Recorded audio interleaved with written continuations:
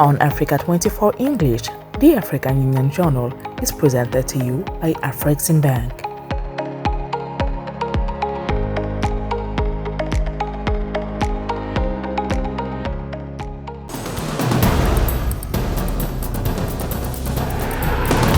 It's a pleasure to have you on Africa 24 English for a new edition of the African Union Journal, your weekly rendezvous with the African Union. This edition will focus on the development of intra-African trade.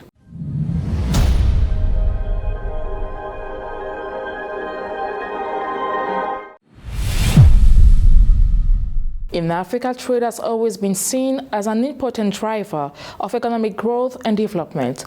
Currently, intra-African trade is low, representing just 14.4% of total African exports, compared with 10.2% in 2012.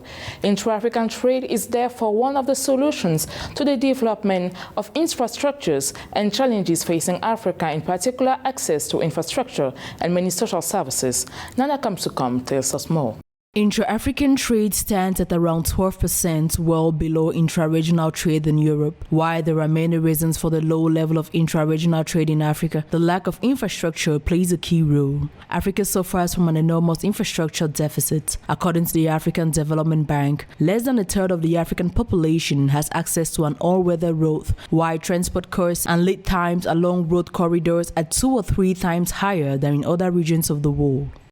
Our continent about the dangers of over-reliance on external sources to meet its growing demand for food, medicines, and essential supplies. It clearly demonstrated that Africa needs to produce its own food and medicines, to strengthen continental supply chains, and to invest in infrastructure and capacitate African institutions.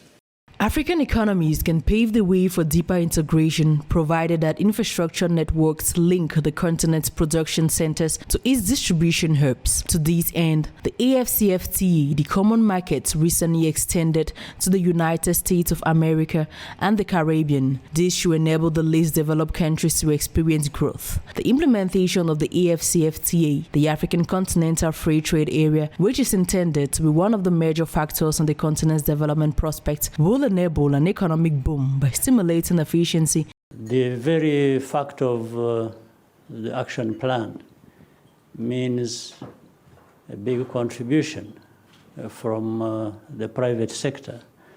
So there is no better way of advancing our African Continental Free Trade Area imperatives than consolidating this partnership between the private sector and the public sectors. Key findings indicate that the AfCFTA has the potential to encourage the foreign direct investment needed for Africa to diversify into new industries such as agribusiness, manufacturing and services, and to reduce the region's vulnerability to commodity boom and bust cycles. The key demonstration of ensuring that we take our collective destiny in our hands is the establishment of the African Continental Free Trade Agreement. The AfCFTA is a clear signal of the political will and the desire to reverse the trend of external reliance and commodity dependence, and to ensure that as a continent, we take our collective destiny in our hands. According to the African Union, by 2035, the AfCFTA integration will increase revenues by 9% or $571 billion and create 18 million new jobs, with 2.5% of the continent's workers moving into new industries. These will lift 50 million people out of extreme poverty. Africa is still suffering from its inability to rise to the challenge of food self-sufficiency, even though it has enormous agricultural potential that will enable it to emerge from dependence on food aid and save millions of people from starvation. This issue was discussed at the 7th edition of the African Leadership Forum in Accra, Ghana. Politicians from across the continent are reflecting on how to unlock the continent's agricultural potential by promoting intra-African trade. Sabelo Mbokazi. Africa has seen an increase in average agricultural productivity of 30% per year between 2015 and 2020, not enough to meet the challenges of its development. According to the African Development Bank estimate, agricultural production is set to triple by 2030 from $280 billion a year to $1,000 billion. To achieve this goal, Africa's agricultural potential must be exploited to the full. This means removing obstacles to the agricultural development, mobilizing the necessary investments along the entire food value chain, and applying best practices. There are lots of best practices that can be scaled up in our continent. The problem with us is we are not, coming together and learning from lessons to bring about productive capacity in our countries. So I think we need to invest in agriculture as the basis for every development. The continent's economic and regional integration is an asset that should encourage efforts to develop intensive and industrial agriculture. The African Continental Free Trade Area is a tool for guaranteeing a flow of production between the 47 states that have ratified the AfCFTA agreement. For former Nigerian President Olusegun Obasanjo, Africa's agricultural potential can flourish if the term agriculture is changed into agribusiness. Agribusiness has the advantage of developing the sector's value chain from land preparation to production and means of production. This should encourage the emergence of a more dynamic and productive sector. I believe we should stop talking of agriculture. We should be talking of agribusiness. We in West Africa and Central Africa produce more than 75% of cocoa in the world. South Africa does not produce cocoa, but they eat chocolate. Why can't the cocoa we produce in Ghana and in Cote d'Ivoire be turned to chocolate and be sent to Kenya, to Tanzania? Africa has almost 600 million hectares of uncultivated arable land. This represents 60% of the world's total uncultivated arable land. This potential, if properly exploited, should make it possible not only to meet the urgent challenges of achieving food self-sufficiency on the continent, but also to feed the planet and thus significantly stimulate the economic growth. Yet, the continent imports around $35 billion worth of foodstuffs every year, according to the African Development Bank, despite this enormous potential. In the opinion of the former Ethiopian Prime Minister, this problem is also due to the quality of partnerships, which are not conducive to the local industrial production. Our partners shouldn't come for food aid. They should support us to come up with production and increase our productive capacity. You can see billions and billions of dollars are invested in food aid and emergency and all kinds of things. And people are waiting for emergency to come and to support billions of dollars rather than investing in our productive capacity. So I think we have to make sure that we are engaging with our partners in terms of having, such kind of engagement. Unlocking the continent's agricultural potential is a must if we are to achieve the objectives of the Agenda 2030 of the African Union. But it's also a major challenge given the continent's infrastructure shortcomings. Unlocking the continent's agricultural potential, which should also create jobs, reduce poverty, generate equitable growth, and transform the region's economies, as a foundation to a strong and prosperous Africa, given that the agricultural sector is an important pillar for growth. Education is a fundamental human right and an essential component of sustainable development. However, lack of funding and unequal access to education in Africa remain a challenge for the African Union. There is a need to prioritize investment to meet the challenges facing the education sector in Africa. Joel Ballo for the details. More than 1 in 4 young people in Africa, some 72 million, have no job, education or training, despite the progress made in recent decades. This situation affects the future of the continent given that 65% of the African population is young. The African Union is therefore calling for the creation of an environment conducive to transformation of education systems. We need predictable and sustainable investment in education at all levels, be it national, regional, and continental. But we need to go a little bit further to define clear mechanism for accountability. Many children do not have access to basic education, and those who do can face considerable difficulties, including poverty, lack of educational infrastructure, and lack of qualified teaching staff. According to Mercy Tembond, Vice President and General Secretary of the World Bank, Africa governments need to invest more in education, particularly for girls. Education is the best place to start, female leaders, because education empowers women. And you cannot do anything without training, without developing the skills, and without giving people opportunity. So to develop female leadership in Africa and Cameroon or anywhere in the world, you start by educating the women. Lack of funding, uneven quality of education, language barrier, and gender discrimination are also among the barriers that need to be overcome to ensure quality education for all. In this context, education must be considered a top priority for Africa to ensure a better future for future generations, as indicated by Zimbabwean Prosper Matonde, Permanent Secretary General of the Ministry of Water and Climate. That economic transformation is not then translated quite enough into our objective and our desire to have a better education sector. Of course, plus 2 years, or I can say plus 2 years before, we added a variant to our educational system. We introduced STEM very strongly into the economy, and that really has led to fundamental transformation. Education is essential to the development of Africa and its citizens. However, the continent faces a range of challenges in providing accessible and quality education to its youth. By addressing the issues discussed above, African governments and international organizations can come together to support projects that provide opportunities to learn, regardless of their background or circumstances.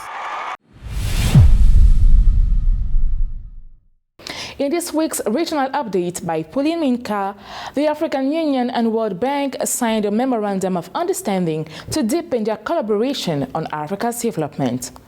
Kenyan and Tanzanian veterinary authorities discussed trade disputes. The creation of the network of traditional leaders of Southern Africa by African Union to reduce the demand on drugs is expected. The 10th Forum of the African Union Commission on International Law will be held from May 20th to 21st, 2024 in Addis Ababa, Ethiopia, under the theme International Law, Alternative Justice and Armed Conflict. Organized by the African Union Commission, this forum, open to all researchers and practitioners of international law and related disciplines, is expected to analyze the multiform issues raised by the development of alternative and transitional justice systems and their fit with current international legal frameworks, particularly in terms of promoting accountability, reconciliation, and victim protection.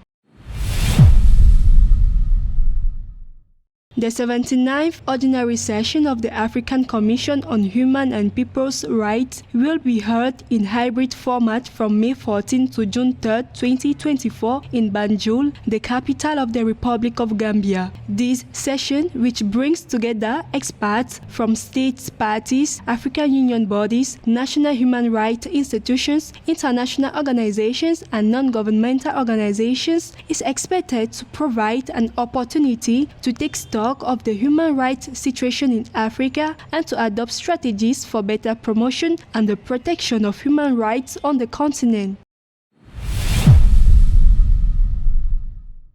The 59th annual meeting of the Board of Governors of the African Development Bank and the 50th annual meeting of the Board of Governors of the African Development Fund will be held from the 27th to the 31st of May 2024 in Nairobi, Kenya, under the theme Africa's Transformation, the African Development Bank Group and the Reform of the Global Financial Architecture. This event is a platform for reflection on the African Development Bank's group commitment to fulfilling its mission of developing the African continent and improving the living conditions of its people. Only a few weeks remain before the first migrants to enter UK illegally are sent to Rwanda. After 2 years of debate and controversy, the British Parliament has finally approved the bill allowing these asylum seekers to be sent to Rwanda. Rwanda says it is ready to welcome and integrate them into society, process their cases, and then take decisions on how to further go about. They will have the chances to stay in Rwanda for those who want to return to their country or choose to legally move to Europe. Fratain Ndakeyisenga.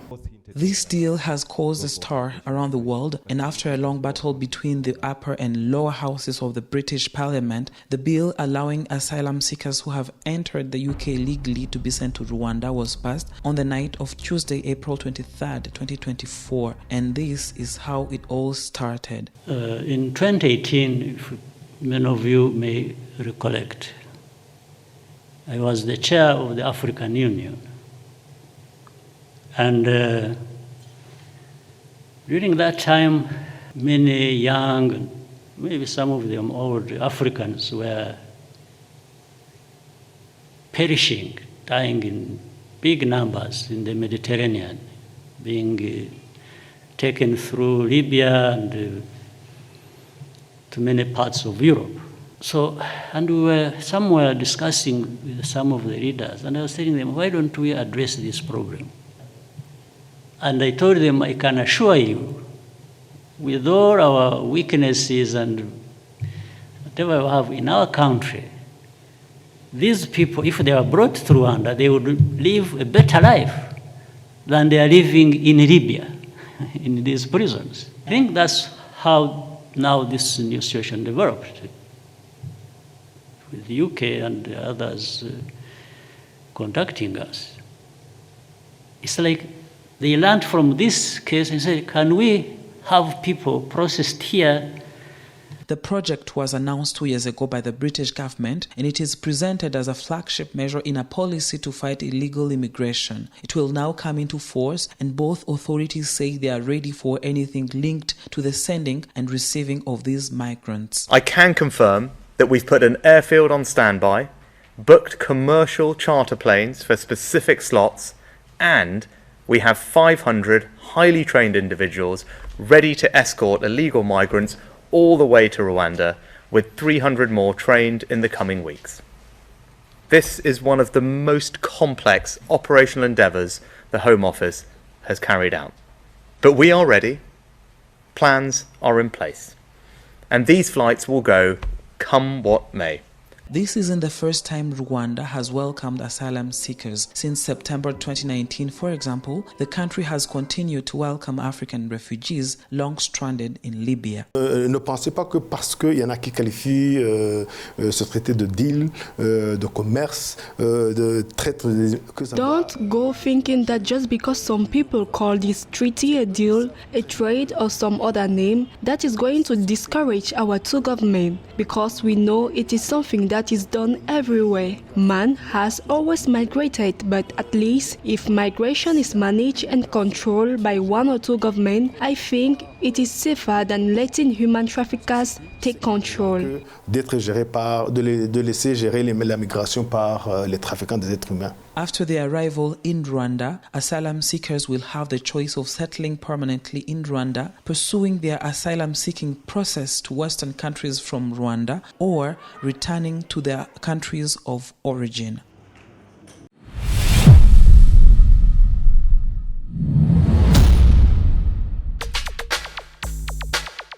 The 10th Forum of the African Union Commission on International Law will be held from the 20th to the 21st, 2024 in Addis Ababa, Ethiopia, under the theme International Law, Alternative Justice and Armed Conflict. Organized by the African Union Commission, this forum, open to all researchers and practitioners of international law and related disciplines, is expected to analyze the multiform issues raised by the development of alternatives and transitional justice systems and their fit with current international legal frameworks, particularly in terms of promoting accountability, reconciliation, and victim protection. The 17th Ordinary Session of the African Commission on Human Rights and People's Rights will be held in hybrid format from May 14 to June 3, 2024 in Banjul, the capital of the Republic of Gambia. This session, which brings together experts from state parties, African Union bodies, national human rights institutions, international organizations, and non-governmental organizations, is expected to provide an opportunity to take stock of the human rights situation in Africa and to adopt strategies to better promotion and the protection of human rights on the continent. The 59th annual meeting of the Board of Governors of the African Development Bank and the 50th annual meetings of the Board of Governors of the African Development Fund will be held from the 27th to the 31st May 2024 in Nairobi, Kenya, under the theme Africa's Transformation to African Development Bank Group and the Reform of the Global Financial Architecture. This event is a platform for reflection on the African Development Bank's group commitment to fulfilling its mission of developing the African continent and improving the living conditions of its people.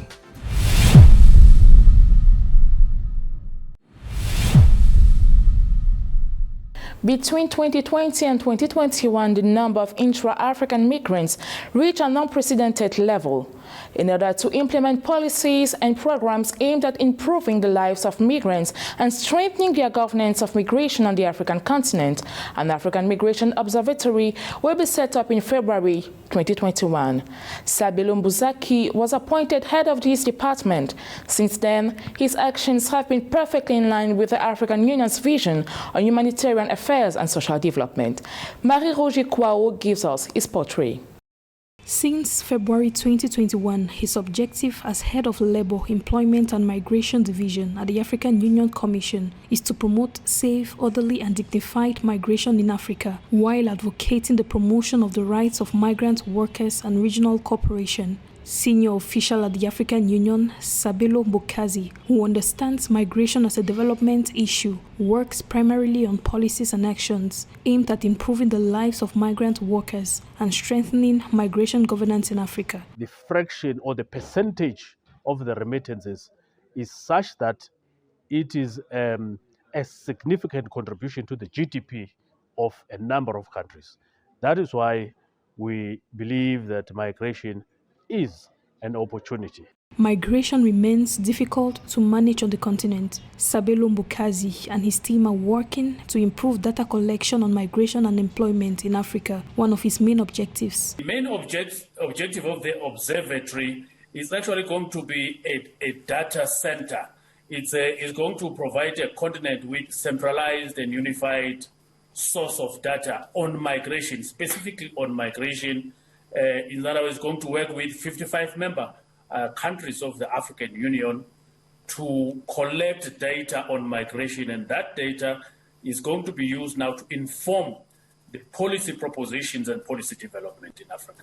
Human trafficking is a transnational organized crime that affects many migrants. Sharing the vision of the African Union, which is to promote an integrated, prosperous and peaceful continent, Sabelo Mbokazi is working to strengthen the protection of the rights of migrant workers. His division focuses on evidence-based policies, migrant security, and safe and dignified returns. All these centers that are spread across the continent will be focusing on migration. It's just that they will be focusing on various thematic areas. As I've indicated, the Khartoum Center will focus on human trafficking and trafficking of persons, while the Bamako will conduct research and studies to develop policy positions and also to build capacity among member states on policy development for migration.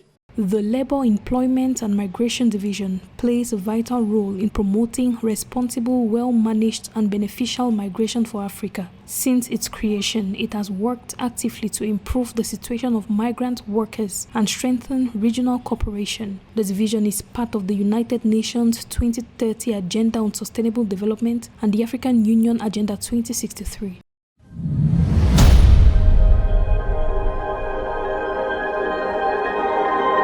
Thank you for watching the African Union Journal on Africa 24 English. The news continues.